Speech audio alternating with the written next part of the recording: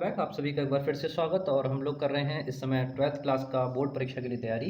और उसी तैयारी के लिए आज हम लोग स्टार्ट कर रहे हैं अपना सेकंड चैप्टर, जो है वैद्युत विभव और धारिता यानी इलेक्ट्रिक पोटेंशियल एंड कैपेसिटी। ठीक है, तो स्टार्ट करते हैं। तो इसमें सबसे पहले जो डेफिनेशन में आपके एक एक नंबर में क्वेश्चन जो पूछा जा सकता है वो है आपका वैद्युत विभव। तो परिभाषा एक बार फिर से मेरे साथ रिवाइज कर लीजिए कि किसी भी वैद्युत क्षेत्र के अंदर किसी आवेश को परीक्षण आवेश को अनंत से वैद्युत क्षेत्र की सीमा के भीतर तक लाने में जो कार्य करना पड़ता है, ठीक है, वो आपका वैद्युत विभव कहलाता है। और इसको अगर दिखाएं तो ये दिखाया जाता है V से, और V इक्वल्स टू होता है W/Q। यहाँ पर अगर इसके मात्रक की बात की जाए तो मात्रक जो उसका होगा वो मात्रक आप सभी जानते हो, ठीक है। W से मात्रक बनेगा इसका जूल, और आवेश का मात्रक आपका कूलम। बात करते हैं इसकी डायमेंशंस के बारे में, यानी विमित सूत्र की अगर बात की जाए तो डायमेंशंस इसके क्या बनेंगे, उसके लिए भी आप इसी फॉर्मूले का यूज़ करें। तो W का जो विमित सूत्र आप लोग लगाते हो वो होता है ml/t-2। अपॉन में आता है इसका चार्ज यानी आवेश, आवेश का मात्रक आप I/t से आप यूज़ कर सकते हो। तो डायरेक्ट विमित सूत्र अगर लगा दें तो कैपिटल A I की जगह पर at the place of I, और टाइम की जगह पर कैपिटल T। इस टी को जब आप ऊपर ले जाएं तो ये आप लिख सकते हो ml/2t-3 और a-1। ठीक है, अब ये आपका डायमेंशंस और विमित सूत्र और मात्रा की बात होगी। तो एक नंबर का क्वेश्चन आप इसमें से किसी को भी तैयार कर लीजिएगा, वो आपका कवर होगा। ठीक है, अब पहले वाले बोर्ड में थोड़ा प्रॉब्लम होती थी लाइट की, सो मैंने ऐसी अरेंजमेंट कर दिया है कि लाइट यानी आपको देखने में कोई दिक्कत नहीं आएगी। इसको आप किलोग्राम मीटर स्क्वायर सेकंड की पावर -3 एम्पियर की पावर -1 लिख सकते हैं। यहाँ पर अगर इसका मतलब जूल प्रति कूलम भी हो सकता है, इसके साथ में एक और बता देते हैं, और वो है आपका वोल्ट। ठीक है, तो ये सब चीज़ें हैं आपके चार्ज के बारे में। तो यहाँ पर इसके ऊपर एक नंबर का सवाल भी आ सकता है, भाई आपको W दे दिया जाएगा, कारक दे दिया जाएगा, आवेश दे दिया जाएगा, हो सकता है आपसे विभव पूछा जाए तो उसका मान आप पता कर सकते हैं। किसी पॉइंट चार्ज के कारण अगर आपसे आवेश पूछा जाए, कहा जाए कि कोई चार्ज है Q और इससे r डिस्टेंस पर कितना कितना पोटेंशियल उत्पन्न होगा, तो V का मान कितना होगा, उसके लिए फॉर्मूला जो यूज़ किया जाएगा वो यूज़ किया जाता है 1/4πε0K और Q/R। ठीक है, तो ये था आपका Q/R। यहाँ पर आप सभी जानते हो कि 1/4πε0K की वैल्यू अगर आप 1 करते हैं जब वो आवेश आपका निर्वात में स्थित है। फिर से समझ लीजिए कि हम किसी भी चार्ज को, किसी भी टेस्ट चार्ज को इलेक्ट्रिक फील्ड इंटेंसिटी में ला रहे हैं, ठीक है, वैद्युत क्षेत्र में लेके आ रहे हैं, और उस आवेश को, परीक्षण आवेश को लाने में कितना वर्क डन होता है, दैट इज कॉल्ड W। किस चार्ज को लेके आए हैं, Q0। ठीक है, ये परीक्षण चार्ज है। तो K की वैल्यू जब आप 1 करेंगे तो ये पूरा फैक्टर आपका 1/4πε आ जाएगा, और 1/4πε0 का मान आप सभी परिचित हो, 9 × 10⁹ या 9 × 10⁹, दिस इज Q/R। ठीक है, तो ये किसी भी पॉइंट चार्ज यानी स्थिर बिंदु आवेश के कारण आपका वैद्युत विभव है। अब बात करते हैं इसमें अगला पॉइंट जो आता है आपका, वो है इलेक्ट्रॉन वोल्ट। ठीक है, कई बार परीक्षा आ चुकी है तो ये मैं सभी इंपॉर्टेंट फैक्टर ही करा रहा हूँ। ठीक है, तो हम लोग तैयारी कर रहे हैं इस समय बोर्ड के एग्जाम्स के लिए। इलेक्ट्रॉन वोल्ट पर आते हैं। इलेक्ट्रॉन वोल्ट की परिभाषा वही है। इलेक्ट्रॉन वोल्ट का मतलब एक इलेक्ट्रॉन को, ठीक है, इलेक्ट्रॉन वोल्ट वह काइनेटिक एनर्जी है जो किसी भी एक इलेक्ट्रॉन को 1 वोल्ट विभवांतर से आपका त्वरित कराती है, त्वरित करा दे। ठीक है, और इसका जो मात्रक होता है वो जूल और कूलम दोनों में ही आप इसको लिख सकते हो, यानी 1 electron volt this is equals to 1.6 × 10⁻⁻19 इतना कूलम। ठीक है, ये इसकी वैल्यू हुई। और इसके जो बड़े मात्रक हैं वो आप सभी जानते हो, 1 किलो इलेक्ट्रॉन वोल्ट लिख दें तो 10⁻³ का इसमें मल्टीप्लाई हो जाएगा, 1 मेगा इलेक्ट्रॉन वोल्ट लिख दें 10⁻6 लग जाता है। तो इस तरह की बातें आ सकती हैं। ठीक है, तो चेंज करने के लिए। अच्छा, दूसरी बात ये आती है कि जिस प्रकार हमने देखा था electric field it is a vector quantity, जैसे वैद्युत क्षेत्र की तीव्रता एक सदिश राशि है, वहीं पर अगर वैद्युत विभव की बात करें हम तो ये एक अदिश राशि है। अदिश राशि का क्या मतलब होगा, इसका मतलब यह है कि अगर चार्ज आपका पॉजिटिव है तो V का मान पॉजिटिव होगा, अगर नेगेटिव चार्ज रखा हुआ है तो उसके लिए V का मान आप -1/4πε0 के Q/R लगाएंगे। कहने का मतलब ये हुआ कि जो वैद्युत विभव है वो पॉजिटिव चार्ज के लिए पॉजिटिव रहेगा, नेगेटिव चार्ज के लिए नेगेटिव रहेगा। अगले पॉइंट पर आते हैं। कई सारे चार्ज अगर रखे हुए हों, कई सारे आवेश अगर आपके रखे हुए हो सकते हैं, number of several charges there. मान लीजिए कोई पॉइंट है, वो यहाँ से R1 डिस्टेंस पर यहाँ पर +Q1 चार्ज है। ठीक है, थोड़ी डिस्टेंस कम कर लो, R2 डिस्टेंस पर -Q3 चार्ज है, और एक चार्ज यहाँ रखा हुआ है प्लस का Q3, और इसकी डिस्टेंस है R3। आपसे पूछा जाए कि इस पॉइंट O पर कुल कितना विभव है, कितना पोटेंशियल है, तो उसकी वैल्यू आप जो निकालेंगे वो सभी चार्जेस के कारण निकलेगी। तो V = V1 + V2 + V3 कहने का मतलब ये हुआ कि V1 के कारण जो चार्ज आएगा वो भी अब 9 × 10⁹ Q1/R1 प्लस है तो प्लस, ठीक है। इसी तरह से Q2 की वैल्यू अगर निकालें, Q2 चार्ज ये रखा हुआ है, तो Q2 के कारण विभव V2 9 × 10⁹ Q2/R2 with negative sign, ठीक है। इसी तरह से आपका Q3 के कारण Q3/R3 आएगा और प्लस आएगा 1/4πε0, या फिर 9 × 10⁹ को अगर आप कॉमन लेते हो, चलो पहले 1/4πε0 के दिखा देते हैं, तो इन सब के वैल्यूज आ जाएंगी, यानी प्लस का Q1/R1, सेकंड वाले का आएगा माइनस का Q2/R2, ध्यान रखिएगा मैं नेगेटिव साइन लगा रहे हैं, प्लस का Q3/R3, ओके। या फिर आप इसको लिख सकते हो कि 9 × 10⁹ और एज इट इज़ पूरा फैक्टर यूँ का त्यों, ठीक है। तो एक एक नंबर में आने के लिए ये सभी चीज़ें काफ़ी इंपॉर्टेंट हैं। अगले वाले पॉइंट पर आते हैं कि इसमें अक्षीय स्थिति और निरक्षीय स्थिति, ठीक है। इलेक्ट्रिक डायपोल की अगर इसमें बात की जाए, तो इलेक्ट्रिक डायपोल के बारे में अगर हम बात करें, तो इलेक्ट्रिक डायपोल का मतलब है कि प्लस क्यू चार्ज होगा और एक माइनस क्यू चार्ज होगा। इसकी दो जगह पर आप पोजीशन निकालते हो, दो जगह पर उसकी वैल्यूज निकाली जाती है, एक निकाली जाती है अक्षीय स्थिति में और एक होती है निरक्षीय स्थिति में। बात कर रहे हैं हम वैद्युत विभव के बारे में, तो वैद्युत विभव के लिए जो अक्षीय स्थिति में आपका पोटेंशियल आता है वो आता है 1/4πε0 के और Q/R², ठीक है। या फिर इसकी जगह आप 9 × 10⁹ भी लगा सकते हो, और V के केस में ये पोटेंशियल आपका शून्य होता है, जीरो आता है निरक्षीय स्थिति में, ठीक है। इन सब के डेरिवेशंस मैं आपको करा रहा हूँ, तो इसके जो आपके लॉन्ग डेरिवेशंस हैं वो आप प्रीवियस वीडियोज़ में जाके देख सकते हो। इसके बाद हम बात करते हैं, इसमें बहुत इंपॉर्टेंट कई बार परीक्षा में आया विभव प्रवणता, ठीक है, पोटेंशियल ग्रेडियंट। तो विभव प्रवणता की डेफिनेशन वही है कि विद्युत क्षेत्र में दूरी के सापेक्ष जो विभव में परिवर्तन होता है उसको हम विभव प्रवणता बोलते हैं। दिखाते किससे हैं विभव प्रवणता, अगर लिखा जाए तो विभव प्रवणता को आप बोलते हैं ΔV/ΔX, विभव प्रवणता, ठीक है, ग्रेडियंट। तो ये वैल्यू होती है ΔV/ΔX के वोल्ट पर मीटर, ठीक है। विभव प्रवणता एक तरह से विद्युत क्षेत्र की तीव्रता ही है। E=V/D, कैसे कैसे दूरी के सापेक्ष विभव में परिवर्तन होता है, तो उसका मात्रक वोल्ट पर मीटर भी कह सकते हो, या फिर इसको आप न्यूटन प्रति कूलम कह सकते हैं। अगर इसकी सदिश और अदिश के बारे में अगर पूछा जाए कि विभव प्रवणता कैसी राशि है, तो उसके लिए आप कहते हैं विभव प्रवणता आपकी सदिश राशि है। इस बात का ध्यान रखिएगा, क्यों, क्योंकि इसकी जो डायरेक्शन है वो निम्न विभव से उच्च विभव की ओर होगी।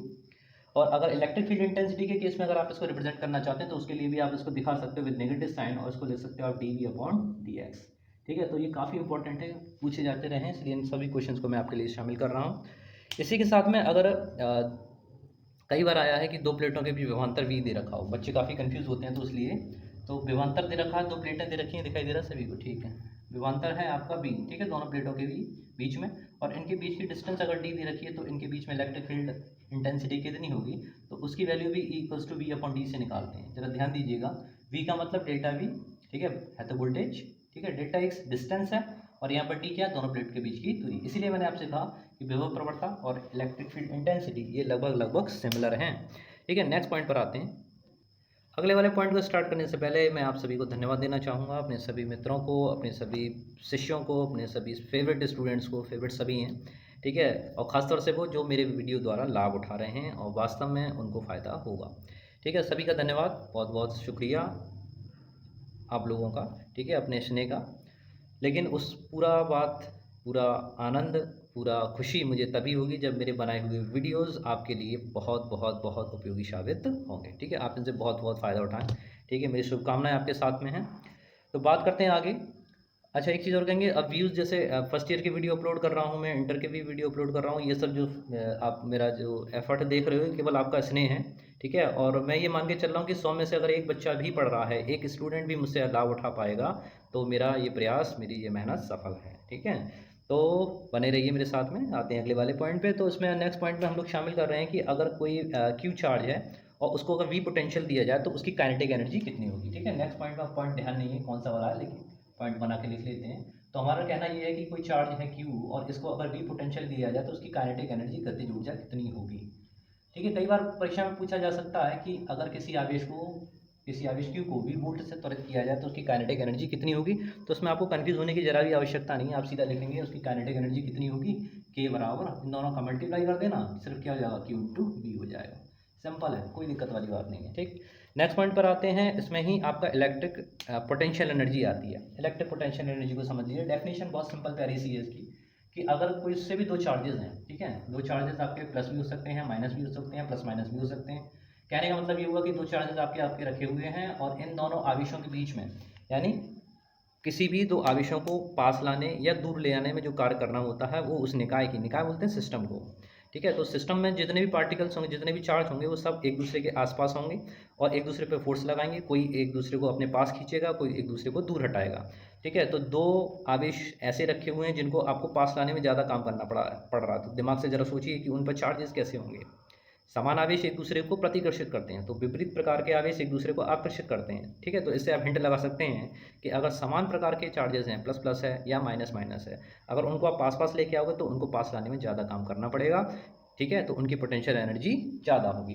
वहीं पर अगर हम बात करते हैं अपोजिट चार्जेस के बारे में, तो अपोजिट चार्जेस में क्या है कि वैसे ही वो पास आना चाहते हैं, प्लस माइनस एक दूसरे के पास आना चाहते हैं, ठीक है। आप उन्हें पहले से ही पास लेके आ रहे हो तो उसमें आपको कार्य कम करना पड़ेगा, तो जितना कम कार्य करने पड़ेगा पोटेंशियल एनर्जी कम होगी।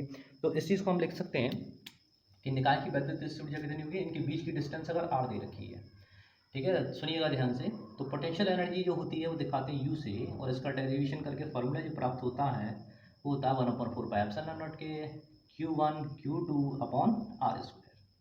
सॉरी r नहीं आता, r नहीं आएगा, ठीक है। u इक्वल्स टू 1/4πε0 के Q1 Q2 अपॉन r, और ये इसकी मात्रक आएगा जूल। क्यों आएगा? क्योंकि वैद्युत ऊर्जा ये ऊर्जा है, एनर्जी है, ठीक है जी। अब सेकंड पॉइंट में हम इसको रखना चाहेंगे कि कई बार पूछा गया वैद्युत ध्रुव को घुमाने में किया गया कार्य। तो वैद्युत ध्रुव को जब आपको घुमाना है, ठीक है, तो घुमाने में जो कार्य किया जाएगा उसको घुमाने में कितना कार्य होगा, डब्ल्यू बराबर इसमें कितना फॉर्मूला आता है आपका, आता है पीई, ठीक है। पीई किस एंगल से किस एंगल पे घुमा रहे हो, तो पीई ब्रैकेट में cos θ1 माइनस cos θ2, जो कि वर्गडन है इसलिए मात्रक इसका भी जूल होगा। तो W बराबर पी cos θ1 माइनस cos θ2 हुआ। तो इस तरह से इस वाले वैद्युत विभव में ये सब परिभाषाएं थी। अब बात करते हैं धारिता के ऊपर आ जाते हैं। तो धारिता क्या है, धारिता को दिखाते हैं C से, कैपेसिटेंस C इक्वल्स टू, बात की जाए फॉर्मूले की, तो C equals to Q upon V। Q upon V से क्या मतलब आया कि अगर किसी आपको किसी कोई चालक है, उस चालक को आप आवेशित कर रहे हो, ठीक है, उसको आवेश दे रहे हो, तो जैसे जैसे आप उसे आवेश देंगे उसके पोटेंशियल में भी वृद्धि होने लगती है। तो किसी चालक को दिए गए आवेश Q तथा उसके विभव में होने वाली वृद्धि V के अनुपात को हम उसकी धारिता कहते हैं, दिखाते हैं किससे, C से। और C का जो इसका मात्रक बनेगा, देखिए 2 नंबर तो आपके पक्के हो गए इसमें से, पहले चैप्टर और दूसरे नंबर चैप्टर में डेफिनेटली आना ही आना है। तो Q का मतलब क्यूलाम अपॉन V का मतलब वोल्ट, ठीक है। तो कूलाम प्रति वोल्ट, या फिर इसकी एक सिंपल सी इकाई है, इसको बोलते हैं फैराड, ठीक है। 1 फैराड, अगर 1 फैराड की बात की जाए तो फैराड धारिता का बहुत बड़ा मात्रक है भाई, ठीक है। इसके छोटे मात्रक जो सामान्यतः यूज करते हैं वो माइक्रो फैराड है, 1 माइक्रो फैराड, ठीक है। वैल्यू कितनी होती है 10⁻6 फैराड, 1 माइक्रो माइक्रो 2 बार 10⁻⁻6 लगा दो, ठीक है। 1 पिको की बात करें तो 10⁻⁻12 फैराड, ठीक है। तो इस तरह के छोटे छोटे मात्रकों को आप लोग यूज़ करेंगे। खैर आगे चलो बात करते हैं, इसके बाद इसका डायमेंशंस पता कर लेते हैं, ठीक है। विमित सूत्र भी निकाल लेते हैं क्योंकि पूछा जा सकता है। विमित सूत्र बताइए भाई सी का, ठीक है। तो सी का विमित सूत्र निकालने के लिए क्यू की वैल्यू वही स्टार्ट करिए, क्यू, बी को आप लिखोगे डब्ल्यू अपॉन क्यू, क्यू पर चला जाएगा, ठीक है, यानी क्यू स्क्वायर अपॉन डब्ल्यू। जैसे पिछले बार हमने किया था ए टी रखें तो A2T2 अपॉन डब्ल्यू को ML2T-2, बहुत सिंपल है। तो यहाँ से आप स्टार्ट करेंगे, तो ये इधर ही लिख देते हैं, ठीक है। तो ये m ऊपर जाएगा तो m-1 L⁻2, t ऊपर जाएगा, पहले से 2 वहाँ पर है, t⁻4 a⁻2, ये इसका डायमेंशन है kilogram inverse metre square sec⁴ m⁻²। तो इस तरह से ये इसका डायमेंशन आए। एक चीज़ और रही है, ये ऊपर जाएगा तो -2, ठीक है, ml, ठीक है भाई, ml लगाया, एल ऊपर जाए तो एल की पावर तो माइनस करोगे, ठीक है, वो रह गया था t⁻4, t की -2 है, ये भी 4 प्लस का हुआ, तो 2 पहले से 2 + 2 इतना हुआ। इस तरह से ये हुआ। अब आती है विलगित गोलीय चालक की धारिता, ठीक है। तो ये भी काफ़ी बार पूछा गया है। तो अगर विलगित गोलीय चालक का मतलब, विलगित का क्या मतलब है, बच्चे काफ़ी कन्फ्यूज होते हैं। विलगित का मतलब है कि उसके आसपास कोई दूसरा चालक पदार्थ नहीं रखा गया। तो एक गोलीय कोश है, ठीक, और उसकी रेडियस कितनी है r, इसकी कैपेसिटेंस कितनी होगी, सिंपल सा फॉर्मूला C = 4πε0K × r, ठीक है। r यहाँ पर क्या है, उसकी त्रिज्या है। सुनिए एक बात ध्यान से, अगर आपसे कहा जाए कि 1 मीटर 1 फैराड धारिता का संधारित्र आप बनाएंगे तो उसके लिए उसकी त्रिज्या कितनी होनी चाहिए, कई बार आया है और परीक्षा में भी। तो अगर यहाँ से इसका मान निकालना चाहो तो C की जगह तो आप 1 लगा दोगे, ठीक है, 1 फैराड। वैल्यू निकालनी किसकी, r की, r का मान निकालोगे तो क्या आएगा, C/4πε0K आएगा, ठीक है। K का मान आप 1 कर दें कि धारिता निर्वात में रखा हुआ है या वायु में रखा हुआ, C का वैल्यू आपको 1 फैराड निकालनी है। 1/4πε0 का मान कितना होता है, 9 × 10⁻9 होता है, ठीक। तो क्या आ गया आपके पास 9 × 10⁹ इतना मीटर। कहने का मतलब हुआ कि अगर आपको 1 फैरेड धारिता का संधारित्र बनाना है तो जो गोलीय चालक, विलिखित गोलीय चालक आप ले रहे हैं उसकी रेडियस कितनी होनी चाहिए, 9 × 10⁹ होनी चाहिए। नहीं आया समझ में? समझिए, पृथ्वी की त्रिज्या कितनी है, RE 6.4 × 10⁶ मीटर। ठीक है, 6400 किलोमीटर तो रेडियस है।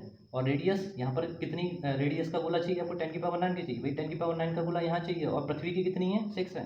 इसका मतलब तो ये हो गया कि अगर इतना बड़ा गोलीय चालक ले लें जिसकी धारिता पूरी पृथ्वी, जिसकी रेडियस पूरी पृथ्वी के बराबर हो, उससे भी बड़ा गोला चाहिए, कहाँ रखोगे उसे? तो कई बार एग्जामिनर जब आते हैं तो ये क्वेश्चन पूछते हैं कि आपने 1 फैरेड धारिता का संधारित्र देखा है, तो बहुत से बच्चे जल्दबाजी में कहते हैं हाँ सर देखा है। उन्होंने कभी नहीं देखा, हमने नहीं देखा, तो उन्होंने क्या देखा। ठीक है, चलिए स्टार्ट करते हैं, नेक्स्ट पॉइंट पे आते हैं। इसी तरह से आवेशित चालक की स्थिति ऊर्जा देख लेते हैं पॉइंट में। तो स्थितिज ऊर्जा, स्थितिज चालक की यानी संधारित्र की स्थितिज ऊर्जा, पोटेंशियल एनर्जी, इसके लिए काफ़ी सारे फॉर्मूले हैं। ठीक है, स्थितिज ऊर्जा की वैल्यू अगर आपको पता करनी पड़े तो 1/2 CV², 1/2 CV² भी वैल्यू निकालते हैं, 1/2 QV भी होता है। ठीक है, इसी तरीके से 1/2 Q²/2C भी होता है, 1/2 Q²/2C इसके साथ में आ जाएगा। तो ये सभी फॉर्मूले आप लोग यूज़ करेंगे पोटेंशियल एनर्जी के लिए, कोई भी गोलीय चालक दे रखा हुआ है तो उसके लिए। नेक्स्ट क्वेश्चन में हम लोग शामिल करेंगे परावैद्युत पदार्थ की डेफिनेशन आपसे पूछी जा सकती है, तो सब लोग ध्यान से सुन लीजिए। वे पदार्थ जिनके अणुओं में इलेक्ट्रॉन जो होते हैं नाभिक के साथ में अच्छी तरह से दृढ़तापूर्वक बंधे रहते हैं, वो आपके परावैद्युत पदार्थ कहलाते हैं। जिसमें आप ले सकते हो, आपका रबड़ है, ठीक है, और आपका कांच है, माइका है यानी अभ्रक है, ये सब आपके क्या हैं, परावैद्युत पदार्थ होते हैं। तो कई बार पूछा गया कि परावैद्युत पदार्थ के 2 उदाहरण दीजिए, तो उन उदाहरण में आप कांच और अभ्रक को शामिल कर सकते हो। ओके, नेक्स्ट में आते हैं संधारित्र की परिभाषा आपको बताई गई कि संधारित्र क्या है, विद्युत धारिता की बताती है। संधारित्र की परिभाषा देख लीजिए, संधारित्र क्या होता है। जैसे आपने यहाँ पर देखा था कि आप संधारित्र, ठीक है, संधारित्र वह युक्ति है जिस पर आप उसके आकार में परिवर्तन किए बिना आवेश की पर्याप्त मात्रा को उसके ऊपर संचित कर सकते हो, यानी उसके ऊपर स्टोर कर सकते हो, वो आपका कैपेसिटर या संधारित्र कहलाता है। कितने प्रकार के होते हैं, ठीक है, तो टाइप्स में देख लेंगे, इसके टाइप 2 होते हैं। एक तो गोलीय संधारित्र होता है, ठीक है, और दूसरा समांतर प्लेट संधारित्र होता है, समांतर प्लेट संधारित्र। ठीक है, तो अभी इस चैप्टर में काफ़ी कुछ है, तो इस वाले वीडियो को मैं यहीं पर विराम देता हूँ, यहीं पर रोकता हूँ, और इसके बाद हम लोग नेक्स्ट वीडियो में मिलते हैं। ठीक है, तो लगातार आप बने रहिए मेरे साथ में और व्यूज़ बढ़ाइए। ठीक है, आप लोग देख नहीं रहे हो क्योंकि मुझे लग रहा है, क्योंकि पहले वीडियो जब फर्स्ट ईयर का लोड हो रहा है, फर्स्ट ईयर वाले आपसे तेज चल रहे हैं, उनके 50 व्यूज़ हो जाते हैं, आप 35 पे अटके रहते हो। तो ऐसा ना कीजिए, आपके 12th है, उनका फर्स्ट ईयर है। ठीक है, तो कंटिन्यू करिए, पढ़ाई में जरा भी ढिलाई ना दीजिए, बने रहिए मेरे साथ में। इसी तरह से मिलते हैं नेक्स्ट वीडियो में, तब तक के लिए जय हिंद, जय Bharat, thank you very much.